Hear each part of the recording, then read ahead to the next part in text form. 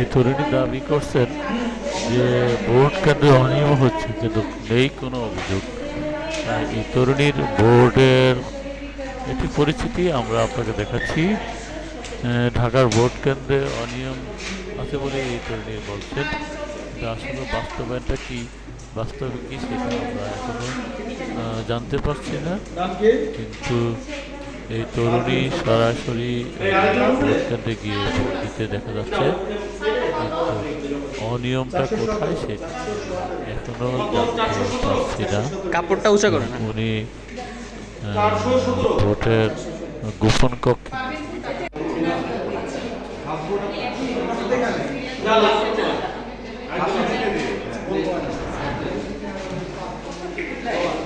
হ্যাঁ, দেন দেন। এই ধরনের নিয়ম কেন? উনি কে? প্রকাশ্যে উনি ভোট দিতে এসে এবং সরাসরি ভিডিও করা